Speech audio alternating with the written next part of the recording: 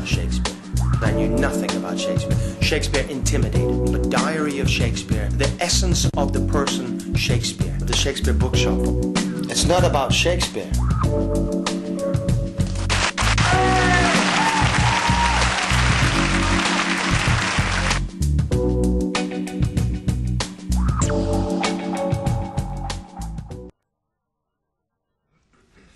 If thy soul check thee that I come so near, swear to thy blind soul that I was thy will, and will thy soul knows is admitted there. Thus far for love, my love suit sweet fulfill. Will fulfill the treasure of thy love. I fill it full with wills, and my will one. In things of great receipt, with ease we prove, among a number one is reckoned none. Then in the number let me pass untold, though in thy stores account I one must be. For nothing hold me, so it please thee, hold that nothing me, as something sweet to thee. Make but my name thy love, love that still. For then thou lovest me, for my name is Will. My name is William Sutton, and I love Shakespeare. Why love Shakespeare? I mean, what is it about this dead white male who wrote plays and poems 400 years ago? I mean, why should I care now, today? Well, for me, it was always the fact that whenever I went to Shakespeare, he was like this essential oil.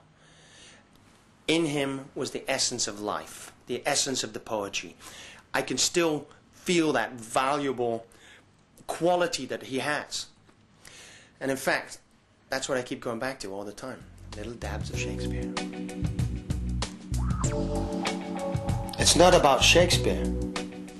Poem by John Updike about the rhyme scheme of a sonnet. In love's rubber armor I come to you. B, B, C, D, C, D, E, F, E, F, G, G. I decided to learn these sonnets because I'm an actor. And because I knew nothing about Shakespeare. I mean, absolutely nothing. In fact, Shakespeare intimidated me.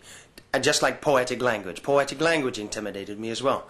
But through these sonnets, which you can read in 45 seconds, you can find the essence of the person Shakespeare. Absolutely fantastic. These are the closest thing we have to a diary of Shakespeare that exists. It's the closest thing to a one-on-one with a man. I claim to have memorized all 154. Now don't forget, I learned them in a coffee shop in Amsterdam. It's not about me. This one right here, sonnet number 126, is technically not a sonnet, because it is 6 rhyming couplets. I've been performing these sonnets now for about 10 years, and I always get people coming up to me after a performance and saying how the sonnets have touched them in a personal way. My favorite story is, I was in Stratford-upon-Avon, outside the birthplace, reciting sonnets on the street, and an elderly lady came out of the Shakespeare bookshop opposite, and she walked towards me and she asked for a sonnet. I gave her sonnet number 73, That time of year thou mayst in me behold.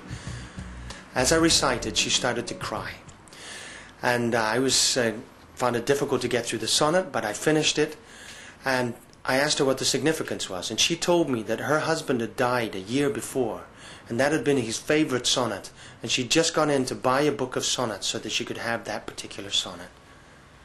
That was a magical moment. It's one of those things that he does, you know, because at least we the sonneteers used to use the mirror to show the reflection of yourself. It's not about Shakespeare. It's not about me. It's about you. I look on these sonnets as a blueprint for the soul. The difference between reason and passion. The eternal struggle between the two. In the end, you end up knowing yourself. God's bliss and love's on hand and make me forth sound that said I hate. To me that languished for her sake.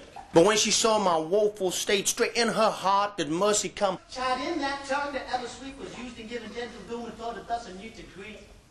I hate, she altered with an end. Followed it as gentle day to follow night, who like a fiend from heaven to hell had flown away.